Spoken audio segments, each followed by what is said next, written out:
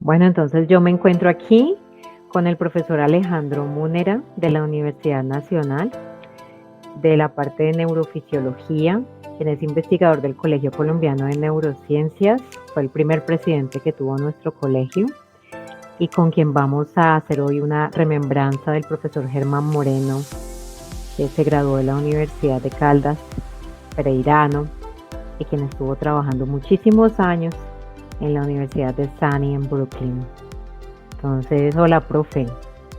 Hola, Lina, ¿cómo estás?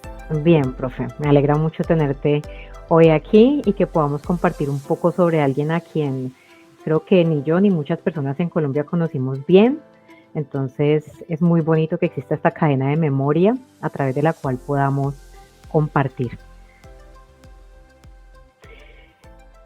Profe, yo quiero hacerte una primera pregunta que me causa mucha curiosidad y es, ¿cuáles fueron los cruces que tuvieron vitales Germán y tú? ¿Cómo conociste a Germán? ¿Cuál ha sido tu relación con él?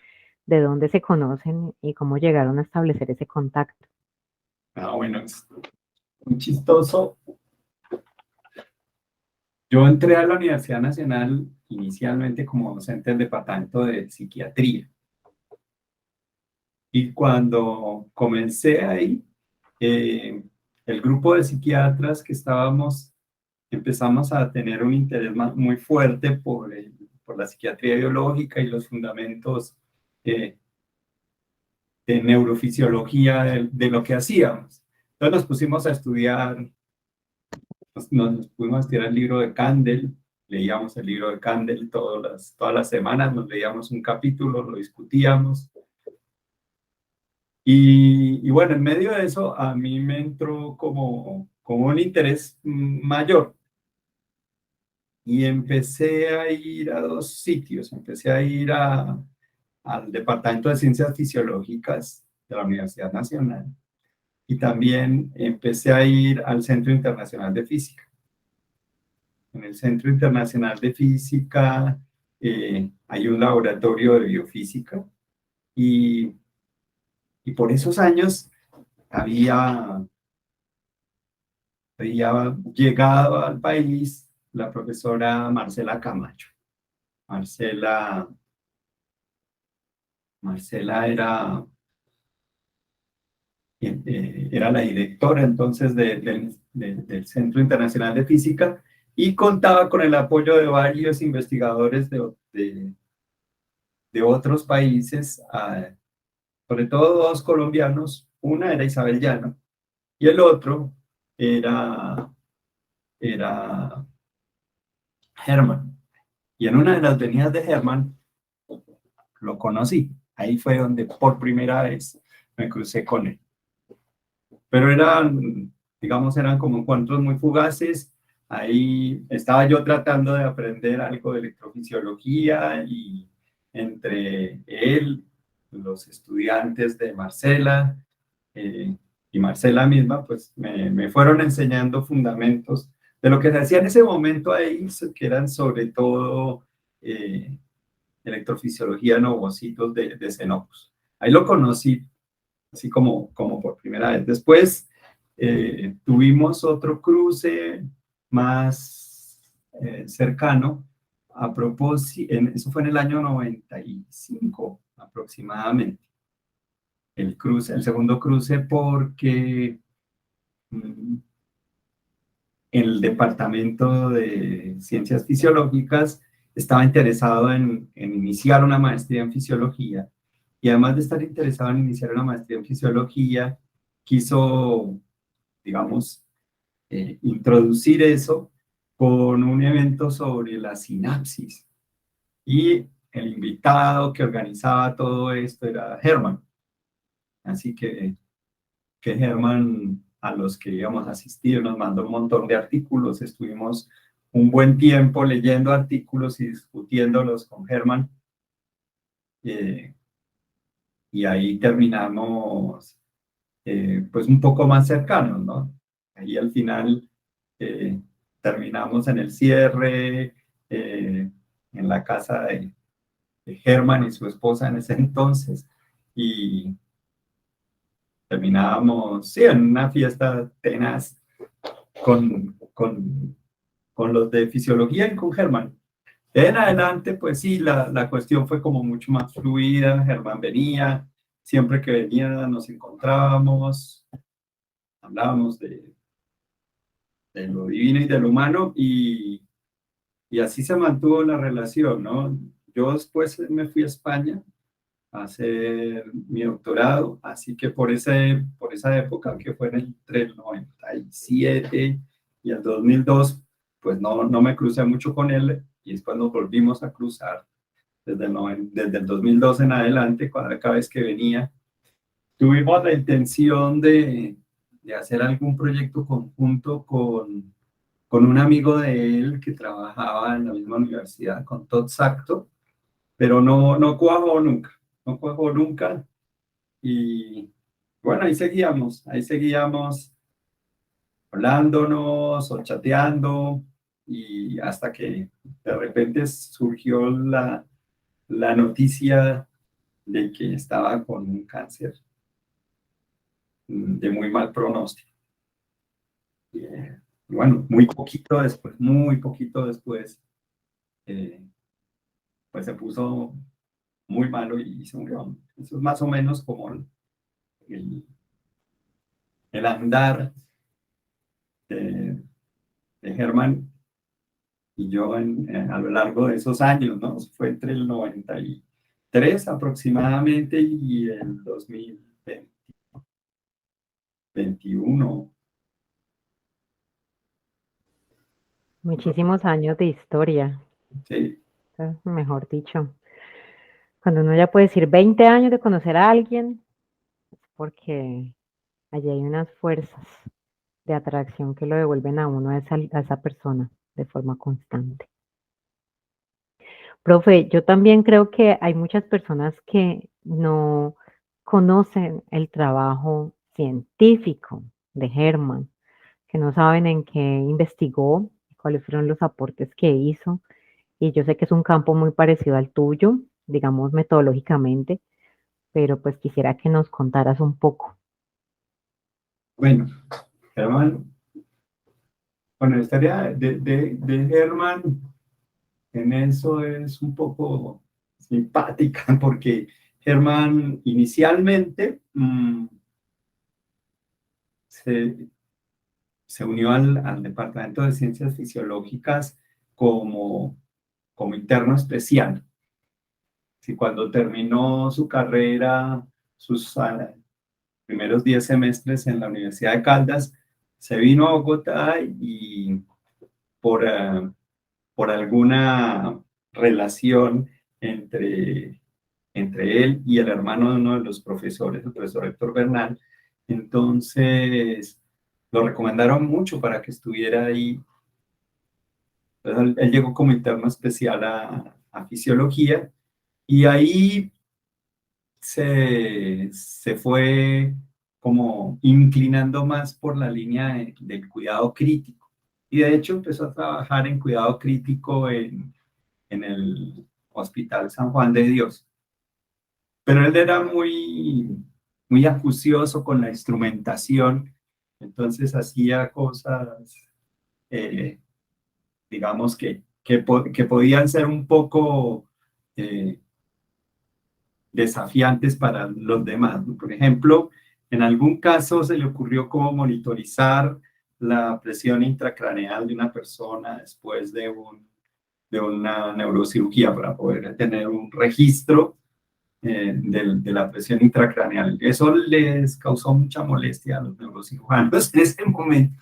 Pero Germán era de ese estilo, ¿no? Él era muy hábil instrumentalmente, le gustaban situaciones de complejidad y entonces en ese proceso, mientras estaba en todo eso, alguna vez con el profesor Carlos Moreno de Navides, hicieron una revisión acerca de las canalopatías, más pensando en cosas más pensando en cosas de cuidado crítico y en algunas cosas de neurofisiología. Y de pronto,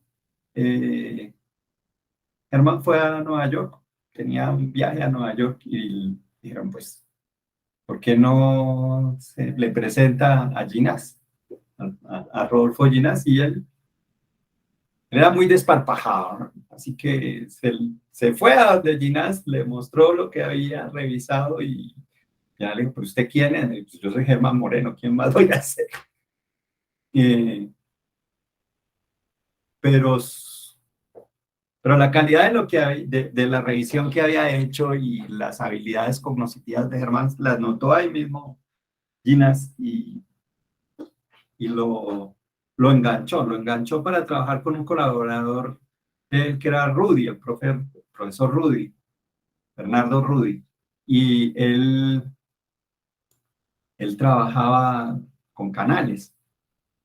Entonces él entró al laboratorio de- del profesor Ginás a trabajar con Bernardo Rudy, estuvo trabajando mucho tiempo con él, pero también con, con Ginás los veranos se iba para Busco y ahí hacía experimentos eh, con la sinapsis gigante del calamar porque estaban interesados en una serie de propiedades de la transmisión sináptica que se estaban aclarando en ese entonces. Estamos hablando de las, sí, como de los años 90.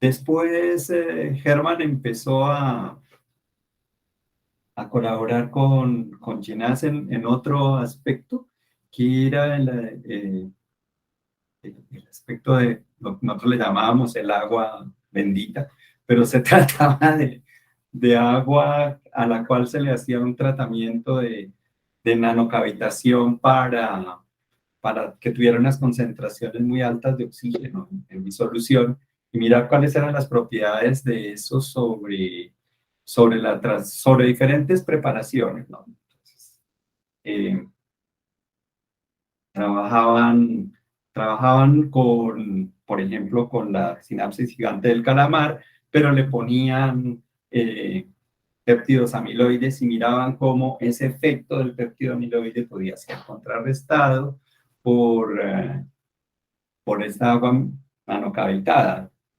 Y era muy interesante todo eso. Eh, Germán, más o menos al cambio de milenio, al cambio de siglo, empezó a darse cuenta de que pues Ginás no iba a quedarse para siempre. Ellos estaban en la Universidad de Nueva York y se dio cuenta que Ginás no iba a estar para siempre ahí. Había un problema grande y es que Germán entró como investigador postdoctoral. Esa fue la puerta que le dieron de entrar. Eso se debe a un equívoco que hay en Estados Unidos, como uno al graduarse de médico es MD, entonces eventualmente lo pueden contratar como postdoctoral. No es el único que le ha pasado eso, hay varios colegas que se han ido y empiezan como postdoctorales. Pero el problema es que eh, cuando Ginás ya estaba en la fase final de su trabajo, él dijo, bueno, yo ahora yo qué voy a hacer. Él nunca hizo un doctorado formalmente. Su capacidad técnica era increíble. O sea, Herman, además de las investigaciones que hacía, también colaboraba con muchos laboratorios en muchas partes del mundo para ponerles a punto sistemas de registro, sistemas de microscopía. El tipo era muy capaz con, con la instrumentación, era supremamente hábil, pero nunca no tuvo un título formal. El PhD no lo tuvo, a pesar de toda esa capacidad. Un paréntesis ahí. A pesar de esa capacidad técnica de Herman, era muy gracioso que él tuvo un Fiat 147 y no, era muy chistoso que no era capaz de encontrarle la reversa.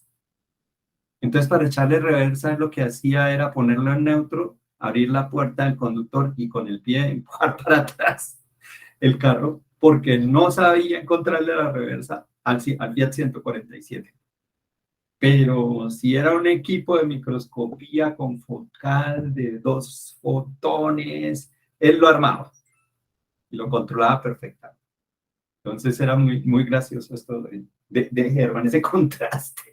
Pero bueno, volviendo a la cuestión de Hermann, él tomó una decisión eh,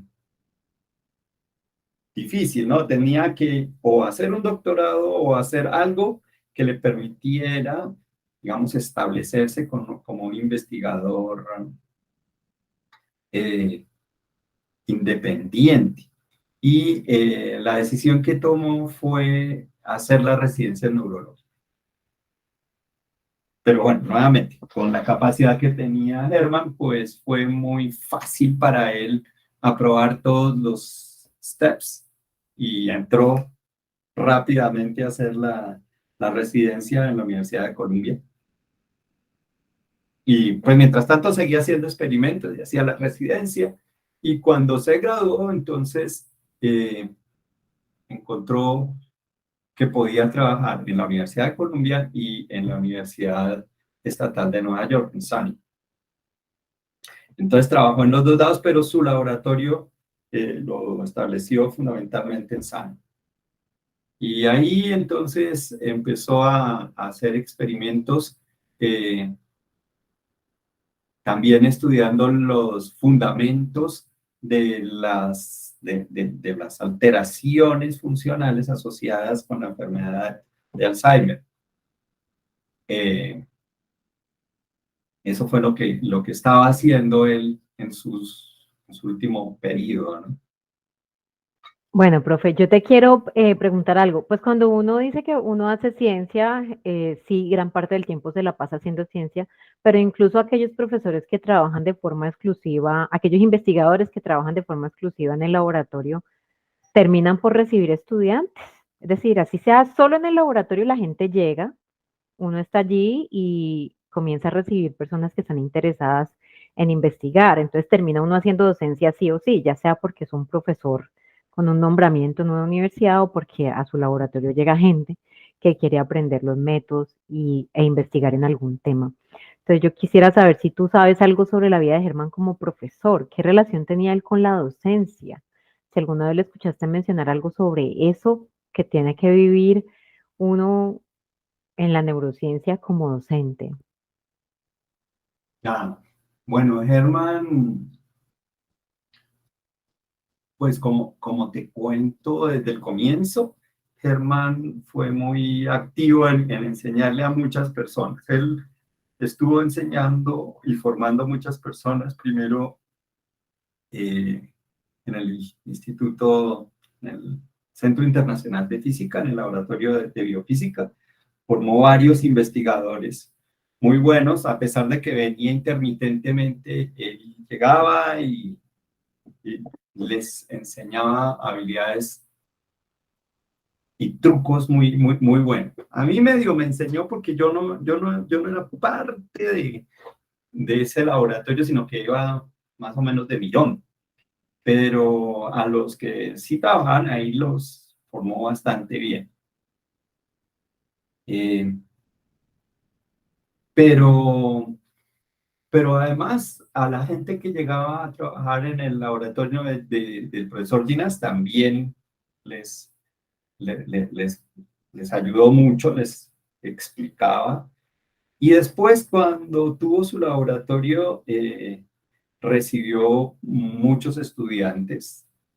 Eh, Justamente uno era un exalumno mío. Uno es Sergio Angulo. Sergio eh, hizo el internado especial conmigo y pues por la época en que estaba terminando y estaba viendo qué hacía con su vida, Herman necesitaba un estudiante de doctorado y allá fue.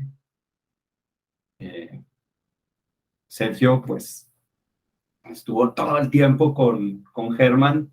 eh, yo creo que como desde el 2000, 10 aproximadamente hasta que Hermann se murió. Sergio estuvo con él mucho tiempo. Hizo todo su doctorado, además de hacer su doctorado con Hermann, entonces pudo hacer además también la residencia de neurología, le copió eso a Hermann, hizo doctorado, hizo residencia en neurología, ya acaba de terminar, eh, ahora está haciendo una, un fellow de cuidado neurocrítico y, y había otros, o sea, Hermann empezó a recibir estudiantes de muchas partes, pero también de Colombia, ¿no? Él tuvo esa deferencia y recibió estudiantes colombianos, a veces en pasantías, como por ejemplo Adrián Sandoval, o, o a veces con el propósito de hacer el doctorado, ¿no? Él recibió varios estudiantes y los fue formando y ellos pues han ido, digamos, distribuyéndose por ahí, pero sí, Germán fue muy activo en lo de la docencia. Es Sí, importante que Germán no solamente tenía esas habilidades, tenía muchas otras. Una, por ejemplo, es que le gustaba escribir, y le gustaba escribir teatro, y, y logró pues que algunas de sus obras fueran presentadas allá en Nueva York. O sea, no era simplemente que fuera un pasatiempo, sino que era un pasatiempo de muy alto nivel. yo estuve buscando cosas sobre Germán, me encontré con algo muy particular y es que en la Universidad del Valle hay varias revistas de varias facultades, pero me encontré una que se llama Mareas Pacífico, que es una revista colombo-china que, digamos, publica crónicas sobre aspectos socioculturales diferentes. Y me encontré un ensayo de él allí, y eso fue en septiembre del 2020 que se hizo la publicación. Y estaba justo narrando o describiendo su postura ante lo que significaba la pandemia, la llegada de la pandemia, y cómo él veía que Nueva York estaba cambiando alrededor de esa pandemia, ¿no? Y justo en ese momento estábamos como en unas semanas críticas con lo de la muerte de George Floyd y todo lo que él decía pues que debía reestructurarse dentro del mismo sistema de supuestamente control que debía ejercer la policía como una fuerza de control social. Entonces me llamó mucho la atención ver esas posturas tan críticas que además iban acompañadas de la selección de obras de arte para asociar a la crónica, y precisamente explorando eso un poco más fue que llegué a lo que me acabas de contar de Heidi Titter, él era vicepresidente de una junta de teatro en Brooklyn. Entonces, eso me impactó muchísimo porque yo hice esta combinación. Entonces, no sé si tienes algún momento especial que quisieras traer o evocar sobre esta postura de él ante la vida que parecía muy crítica, por lo que yo pude evidenciar en sus escritos alrededor de algunos temas álgidos para nuestra sociedad, para nuestra civilización en general. No, nada como particular en eso. Sí es, digamos, es la extensión natural de la reverencia que él siempre tuvo, ¿no? Él tuvo una actitud muy irreverente en todos los campos y también tenía unas posturas muy definidas, ¿no? Sus posturas no eran, digamos, de puntos medios, sino eran muy claras, muy bien sustentadas. eh, y siempre estaba como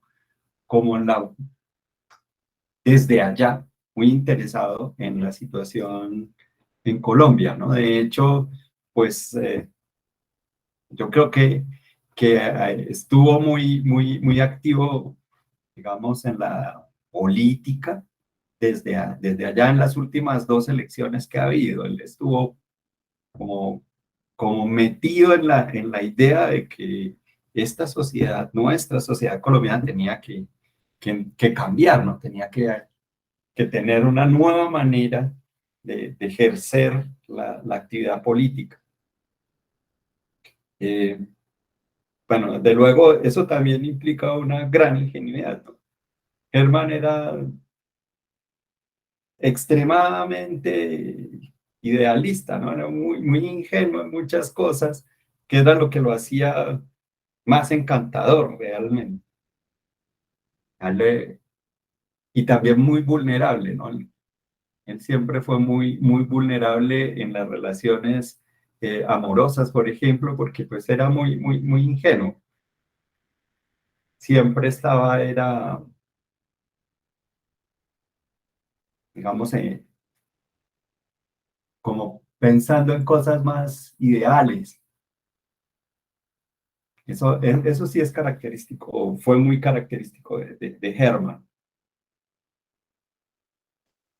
Profe, y si pudiéramos hacer un ejercicio de una semblanza física, pues finalmente el cuerpo es muy, yo pienso que uno es el cuerpo, o sea, el cuerpo tiene mucho de lo que uno esencialmente es, ¿no? De lo más estable, aunque el mismo cuerpo cambie. Entonces, no sé cómo lo recuerdas en un ejercicio descriptivo, porque uno podría pues mostrar la foto y verlo claramente, pero eso no es lo mismo que compartir con alguien y ver el cuerpo ser. Entonces, no sé qué semblanza viene a ti de él.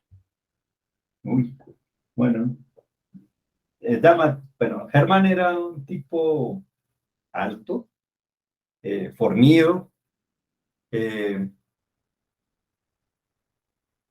con una casa grandísima, era llamativo que era cabezón, una cabeza muy grande, con una mirada muy penetrante, ¿no? Como que siempre estaba evaluando lo que uno decía, como si entornara un poco los ojos tratando de ver un poco más allá. Y siempre, digamos, con una actitud corporal, al escucharlo a uno, se tiraba para atrás, lo miraba, y mientras tanto le fascinaba mascar chicle. Yo estaba mascando chicle, mascaba chicle todo el tiempo y lo miraba a uno con un humor impresionante, ¿no? Su capacidad de humor era increíble. Probablemente una de las cosas más notables que pasaba mientras uno estaba hablando con él era que había chistes y chistes y chistes y chistes mmm, que surgían de la situación inmediata en que estaba, ¿no? No era una persona que contaba chistes viejos, sino que le surgían chistes en cada situación, ¿no?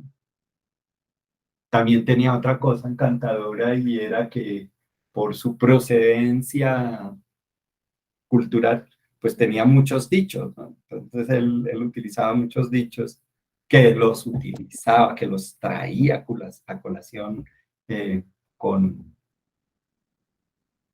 con precisión en cada momento, ¿no? Era bueno para interactuar. Si contrastaba esa, digamos, esa corpulencia y, y esa solidez física con su vulnerabilidad, ¿no? Con su delicadeza, con sus gustos, ¿no? Porque era muy refinado en muchas cosas, con una gran capacidad de lectura. Entonces, era una persona muy interesante para estar con él, ¿no? Y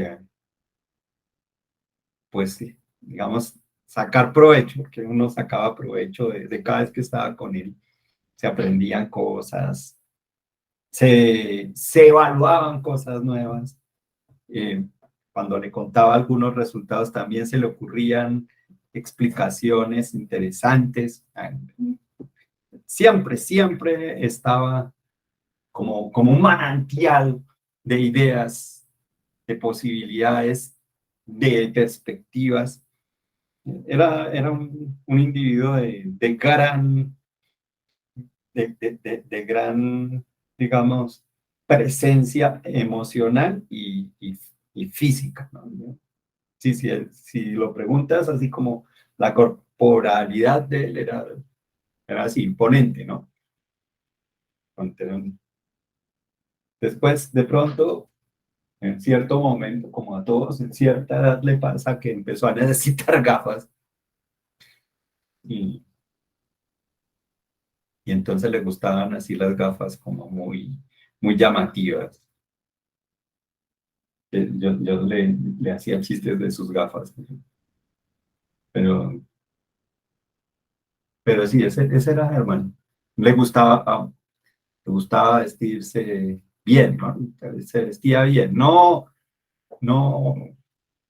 como un dandy, digamos, pero sí estaba con ropa bien seleccionada, o sea, todo era como equilibrado con él, ¿no? Eso. Ah, bueno, profe, muchas gracias por traernos la imagen de Germán Moreno en este mes que estamos en el marco de la Semana del Cerebro y que recordamos las personas que han hecho que en Colombia pues esto tenga un espacio, una voz y también una representación en otros lugares del mundo. Y qué bonito que puedan persistir como en esta comunidad que hemos ido creando, ¿sí? Alrededor de estos temas, pero también porque son personas que tienen cosas más allá de esa vida y que persisten pues a través de estas memorias y de tus palabras y de lo que nos has contado y de lo que podremos hacer que otras personas escuchen de Germán. Chévere. Ay, ¿puedo agregar algo? Claro.